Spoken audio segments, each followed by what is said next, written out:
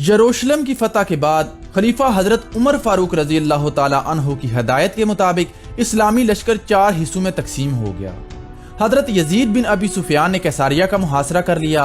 हजरत अमर बिन आस और हजरत शुरहबील बिन हसना फलस्तीन और उर्दन की तरफ मुतवज्जे हुए और इन इलाकों को दोबारा फतह करने लगे जो यरमूक की जंग की वजह से मुसलमानों को छोड़ने पड़े थे। हजरत अबू उबैदा और हजरत खालिद बिन वलीद अपने दस्तों के साथ शमाली शाम की तरफ रवाना हुए। हजरत अबू उबैदा दमश्क पहुंचे और फिर हुमस की तरफ आगे बढ़े। वहां के शहरियों ने इनका खैर मकदम किया। हजरत खालिद बिन वलीद अपने घुड़सवार दस्ते के साथ कनासरीन की तरफ आगे बढ़े। कनासरीन का रूमी सालार मनियास था जो वहां की आया में बहुत मकबूल था। उसे यकीन था कि हरकल की तरफ से इसे कोई मदद नहीं मिल सकती क्योंकि हरकल तो अंताकिया से कुस्तुनतुनिया की तरफ जा चुका था और शमाली शाम के कुछ शहर भी मुसलमानों के कब्जे में आ चुके थे और जो बाकी थे वो भी अपने दिफा की तैयारियों में लगे हुए थे। मिन्यास नहीं चाहता था कि इन हालात में वो किला बंद होकर लड़े क्योंकि अगर मुसलमान किले का मुहासरा कर लेते तो इसके पास हथियार डालने के अलावा कोई चारा नहीं था। मिन्यास को जैसे ही खबर मिली कि इस्लामी फौज का हर अव्वल दस्ता कनासरीन की तरफ आगे बढ़ रहा है तो उसने दूसरे इस्लामी लश्कर के पहुंचने से पहले शहर से बाहर निकलकर इस दस्ते को खत्म करने का फैसला किया। मुअर्रिखीन ने लिखा है कि मिन्यास को या तो खबर नहीं थी कि यह खालिद बिन वलीद का दस्ता है या उसने जो कुछ हजरत खालिद बिन वलीद के बारे में सुन रखा था मिन्यास को इस पर यकीन नहीं था। लिहाजा मिन्यास अपनी फौज के साथ कनासरीन से बाहर निकला और हादिर या अल हदीर के करीब हजरत खालिद बिन वलीद के दस्ते का सामना किया। मुअर्रिखीन का इस बात में इख्तलाफ है कि मनियास के पास कितनी फौज थी।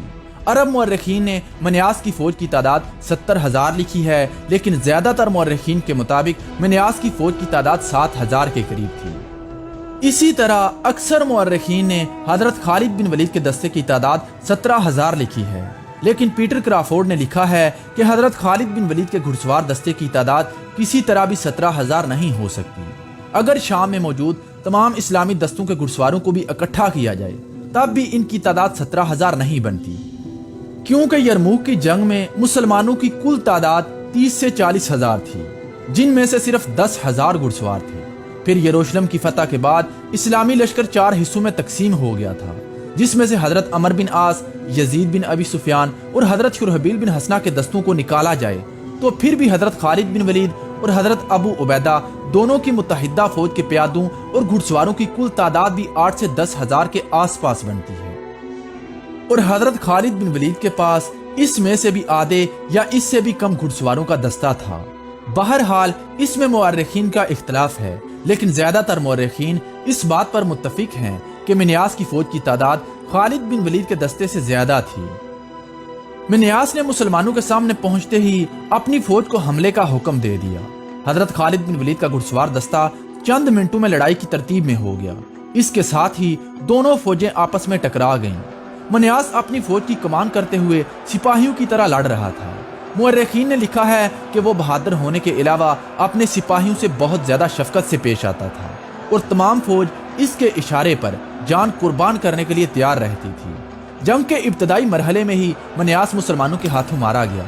जैसे ही इसकी फौज को अपने सालार की मौत की खबर मिली तो रूमी बजाय पसपा होने के ज्यादा शिद्दत से हमले करने लगे। पहले वो अपने शहर को बचाने के लिए लड़ रहे थे मगर अब वो मुसलमानों से अपने सालार मनियास की मौत का बदला लेने के लिए लड़ रहे थे।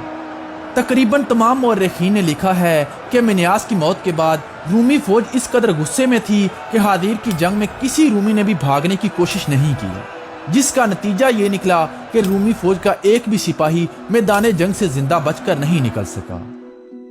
अल हदीर के मैदान में रूमियों की शिकस्त के बाद हदीर के लोग हजरत खालिद बिन वलीद के इस्तकबाल के लिए बस्ती से बाहर निकल आए और हथियार डालकर जिजिया देने की पेशकश की और कहा कि हम अरब हैं, हमारा आपसे लड़ने का कोई इरादा नहीं।